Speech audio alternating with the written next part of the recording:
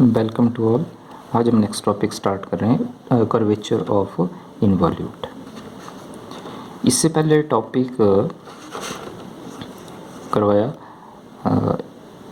Equation of involute, और involute की equation कैसे फाइंड की थी। तो उसके लिए आपको बताया था कि सबसे पहले आपको इनवॉल्यूट का पता होना चाहिए, और इनवॉल्यूट के लिए आपको ज्योमेट्रिकल रिप्रेजेंटेशन बताई है कि what is the geometrical representation of involute.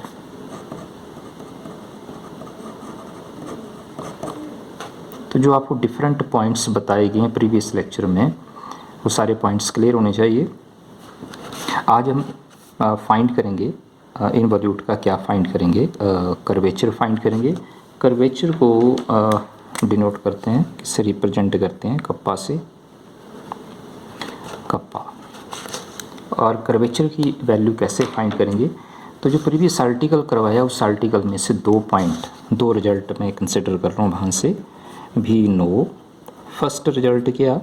Number 1 first result है T2 is equal to n। तो ये आपको बताया था प्रीवियस लेक्चर में। T2 क्या था? This T2 be a unit vector along second tangent for curve C2। Involute के लिए जो कर्व कंसिडर की थी उस कर्व को C2 से रिप्रेजेंट किया था, और उस कर्व के अलोंग यूनिट वेक्टर को किससे रिप्रेजेंट किया था? T2। ऐसे बताया था कि सेकंड कर्व जो कंसिडर की थी उस कर्व का क्या सबसे पहले क्या ड्रॉ किया? Tangent, this is a tangent to this curve, और इस टेंजेंट के अलोंग यूनिट वेक्टर को किससे रिप्रेजेंट किया था? T2 से रिप्रेजेंट किया था। और n भी आपको बताया था, n को क्या बोलते हैं? n means this is a unit normal vector, unit normal vector along principal normal. This is a unit vector, unit normal या unit vector along principal normal. तो ये आपको बताया था कि T2 और n जो है, ये T2 और n जो ये दोनों क्या पैरेलल थे? पैरेलल है तो T2 जो वो किसके बराबर था? n के बराबर। ये आपको पॉइंट बताया था। और सेकंड रिजल्ट एक और एक्सप्रेशन फाइंड किया था, एक रिजल्ट फाइंड किया था ds1 over ds is equal to c minus s into के मीन्स कप्पा। ये सेकंड रिजल्ट था। तो इन दो रिजल्ट की हेल्प से क्या फाइंड करेंगे? इनवॉल्यूट का कर्वेचर फाइंड करेंगे। तो सबसे पहले मैं फर्स्ट रिजल्ट ले रहा हूँ। इसमें फर्स्ट रिजल्ट क्या है? T2 is equal to n। अब यहाँ जैसे आपको कल बताया था कि ये जो n है, n क्या? This is unit vector along principal normal.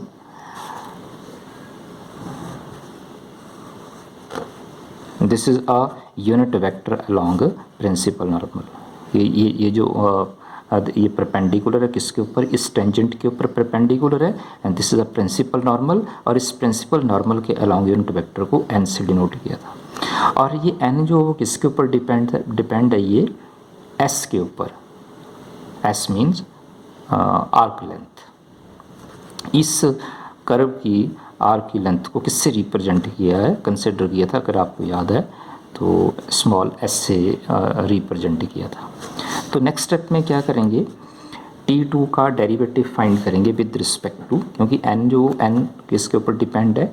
s के ऊपर। अगर आपको यहाँ पता तो उस लेक्चर में बताया था, इस पॉइंट को जिस पॉइंट पर टेंजेंट कर्व को टच कर रहा है, इस पॉइंट को कैपिटल A से डिनोट किया था, और कैपिटल A का पोजीशन वेक्टर क्या कंसिडर किया था? R1। और R1 जो वो किसके ऊपर डिपेंड था? S के ऊपर। S means arc length. इस कर्व की आर्क की लेंथ को किससे रिप्रेजेंट किया है? S से। तो मैं यहाँ डायरेक्ट बोल रहा हूँ कि n किसके ऊपर डिपेंड कर रहा है? S के ऊपर डिपेंड कर रहा है। तो n का डेरिवेटिव फाइंड करेंगे with respect to s, means T2 का डेरिवेटिव फाइंड करना विद रिस्पेक्ट टू s। तो ये पॉइंट लिख रहा हूँ मैं यहाँ पर, differentiate 1 with respect to s भी get. Therefore ds of T2 this is equal to dn/ds।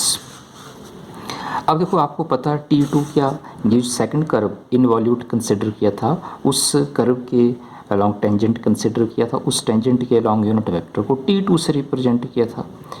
और T2 यहाँ T2 जो वो किसके ऊपर डिपेंड होगा, ये S1, क्योंकि सेकंड जो कर्व कंसिडर किया उस कर्व की आर्क की लेंथ को S1 से रिप्रेजेंट किया। ये प्रीवियस आर्टिकल में बताया आपको। ये अगर आपको पता होगा तो फर्स्ट पॉइंट को ए से रिप्रेजेंट किया था, और ये जो टेंजेंट है जब इस कर्व पर, इस टेंजेंट पर क्या होगा, नॉर्मल होगा, मीन्स इस टेंजेंट का सेकंड पॉइंट को बी से रिप्रेजेंट किया था, और इस पॉइंट के पोजीशन वेक्टर को R2 से रिप्रेजेंट किया था, और R2 किसके ऊपर डिपेंड था, डिपेंड S1 के ऊपर। तो सेकंड कर्व की आर्क की लेंथ को किससे रिप्रेजेंट किया, S1 से। मीन्स T2 किसके ऊपर, मैं डायरेक्ट वो बता रहा हूँ पॉइंट यहाँ पर, ये T2 किसके ऊपर डिपेंड, S1। अगर T2 S1 के ऊपर डिपेंड है तो हमें यहाँ पर क्या करना पड़ेगा, इसे लेफ्ट हैंड साइड को सॉल्व करना पड़ेगा, और यहाँ S1 आर्क लेंथ इंट्रोड्यूस करनी पड़ेगी। और ये इंट्रोड्यूस कैसे करेंगे, तो ये लिखा पॉइंट T2 किससे डिवाइड करेंगे, DS1 से डिवाइड, और DS1 से मल्टीप्लाई ओवर DS। देखो DS1 के साथ DS1 कैंसिल, और देखो एज इट इज़ आ जाएगा expression. Right hand side n का derivative with respect to s find कर रहे हैं, तो इसे मैं शॉर्ट फॉर्म में, ये आपको पहले बताया कौन सी नोटेशन अप्लाई करते हैं, डैश अप्लाई करते हैं। लेफ्ट हैंड साइड देखो T2 का derivative with respect to S1 है, मीन्स आर्क लेंथ है, तो जब भी आप derivative with respect to arc length find करेंगे तो डैश अप्लाई करते हैं, तो इसे T2 डैश। एक और पॉइंट है, जैसे प्रीवियस आर्टिकल में R1 किसके ऊपर डिपेंड, आर्क लेंथ को मैंने S से रिप्रेजेंट किया था, इसे S1 से भी रिप्रेजेंट कर सकते हैं। जैसे सपोज फर्स्ट पोजीशन वेक्टर को R1 से बताया आपको, तो आर्क लेंथ को S1 से भी रिप्रेजेंट कर सकते हैं। सेकंड पोजीशन वेक्टर को R2 से रिप्रेजेंट किया, तो R2 जो वो S1 के ऊपर बताया था, लेकिन अगर यहाँ मैं इसे S1 कंसिडर करूँ तो मैं सेकंड आर्क लेंथ को S2 से भी रिप्रेजेंट कर सकता हूँ, तो इसे चेंज किया जा सकता है। तो जब भी आप डेरिवेटिव फाइंड करेंगे with respect to arc length, तो कौन सी नोटेशन अप्लाई करते हैं, डैश अप्लाई करते हैं। इससे आगे लिखा DS1/ds, तो देखो ये सेकंड पॉइंट है, प्रीवियस आर्टिकल में बताया, एक वैल्यू फाइंड की थी, एक्सप्रेशन था। ये DS1/ds की वैल्यू क्या, C माइनस S इंटू के, तो ये वैल्यू पुट कर रहा हूँ मैं, ये C माइनस S इंटू के मीन्स कप्पा, ये this is equal to n dash. अब देखो n डैश क्या है, तो पता यहाँ आपको dn/ds, और ये भी आपको पता लग रहा होना कि dn/ds की वैल्यू ये कहाँ से आएगी, ये फार्मूला, और कौन सा फार्मूला, ये Serret Frenet formula, Serret Frenet formula. By using Serret Frenet formula dn/ds की वैल्यू होती है tau b minus kappa into T. तो ये मैं वैल्यू अप्लाई कर रहा हूँ, यहाँ पर पुट कर रहा हूँ वैल्यू, n डैश की वैल्यू क्या, टॉ b minus kappa into T. अब देखो T2 डैश, ये भी आपको पता होना, ये क्या पता, T डैश की again by using Serret Frenet formula, T dash की वैल्यू क्या होती है, kappa into n। T dash means dt/ds। यहाँ क्या लिखा है, T2 डैश। अगर ये T2 डैश है तो T2 डैश को आपकी वैल्यू क्या, कप्पा इंटू n, या इसे आप ऐसे भी लिख सकते हैं K2 इंटू, क्योंकि सफिक्स 2 अप्लाई कर रहे हैं तो यहाँ भी आप इसे लिख सकते हैं K2 into N2, kappa 2 into N2। तो मैं ये वैल्यू T2 डैश की वैल्यू अप्लाई कर रहा हूँ, kappa 2 into N2 into C minus S into kappa, this is equal to tau B minus kappa into T। ये नंबर फर्स्ट लिखा है इसे, ये नंबर 1 है, ये नंबर 1 है, और ये नंबर 2 है, और इसे मैं नंबर 3 लिख रहा हूँ। ये जो एक्सप्रेशन है यार, इसे मैं नंबर 3 लिख रहा हूँ। फाइंड क्या करना, ये आपको पहले बताया, ये इस आर्टिकल में इनवॉल्यूट का क्या फाइंड करना, कर्वेचर, मीन्स कर्वेचर की वैल्यू फाइंड करनी है। ये देखो कैसे फाइंड करेंगे। नेक्स्ट स्टेप में क्या करेंगे, स्क्वेयरिंग ऑन बोथ साइड, या स्क्वेयरिंग 3 भी गेट, स्क्वेयरिंग भी गेट। स्क्वेयर अप्लाई करेंगे तो क्या आएगा, K2 square mean kappa 2 square into N2 square C minus S raised to power 2 kappa square. This is equal to tau B minus kappa T whole square. Solve करते हैं इसे. Next step में इसे solve करेंगे. Left hand side as it is K2 square means kappa 2 square into N2 square C minus S raise to power 2 into kappa square. Right hand side formula apply करते हैं. A minus B whole square tau square B square plus kappa square T square minus 2AB minus 2 tau B kappa T. अब देखो K2 square K क्या curvature है. N2 square N क्या, this is a unit vector. This is a unit vector along principal normal. Unit vector है तो N2 square means क्या find. N2 को 2 बार multiply means dot product, क्योंकि unit vector या vector के बीच तो डॉट प्रोडक्ट ही find करेंगे. तो वैल्यू क्या आएगी, सेम वेक्टर के बीच डॉट प्रोडक्ट फाइंड करेंगे, वैल्यू क्या आएगी 1. अच्छा एक तो ये हो गया पॉइंट. बी स्क्वेयर बी क्या, this is also a unit vector along binormal. ये बाइनॉर्मल के अलोंग यूनिट वेक्टर को बी से रिप्रेजेंट करते हैं. तो बी स्क्वेयर का मीनिंग भी क्या कि बी को भी 2 बार मल्टीप्लाई करना मीन्स वेक्टर है, डॉट प्रोडक्ट फाइंड करने. तो ये भी क्या आएगी वैल्यू 1. अच्छा एक और इसमें टी स्क्वेयर. तो टी तो आपको ये भी पता, टी क्या, this is also a unit vector along tangent. तो इसे भी 2 बार मल्टीप्लाई मीन्स डॉट प्रोडक्ट, क्योंकि वेक्टर है तो ये वैल्यू भी क्या आएगी 1. अच्छा एक और इसमें ये बी भी वेक्टर है और टी भी वेक्टर है. तो बी और टी के बीच सिंपल प्रोडक्ट नहीं होगी, बी और टी के बीच क्या होगी डॉट प्रोडक्ट. तो बी और टी की डॉट प्रोडक्ट की वैल्यू क्या आएगी 0 आएगी. ये तो आपको पता ही है. Unit vector T N B, तो जब dot product T dot N N dot B B dot T क्या वैल्यू होती है 0. T dot N dot B dot T is 0. और ये पता जब आप सेम वेक्टर के बीच डॉट प्रोडक्ट फाइंड करेंगे तो वैल्यू क्या आएगी 1. तो वैल्यू अप्लाई करते हैं.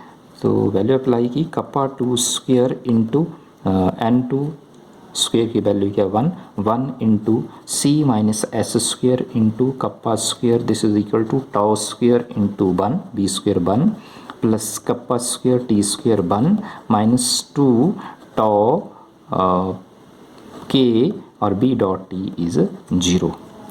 Left hand side K2 square means kappa 2 square into C minus S square into kappa square. This is equal to multiply करेंगे, सॉल्व करेंगे tau square plus kappa square और third term 0 minus 0. K2 square C minus S square K square tau square plus K square. Find क्या करना, curvature की value find करनी है.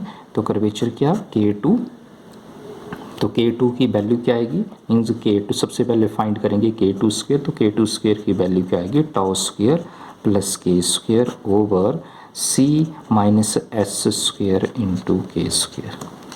और K की वैल्यू क्या आएगी taking square root on both side. तो K2 की वैल्यू क्या आएगी plus minus under root of tau square plus K square mean kappa square over C minus S square into K square.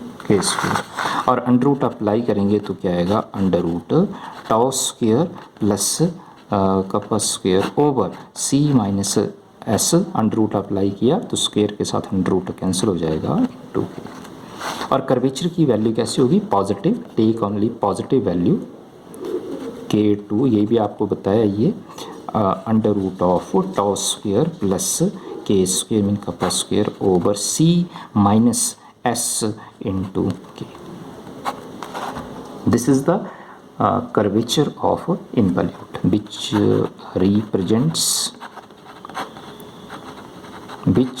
represents the curvature of involute.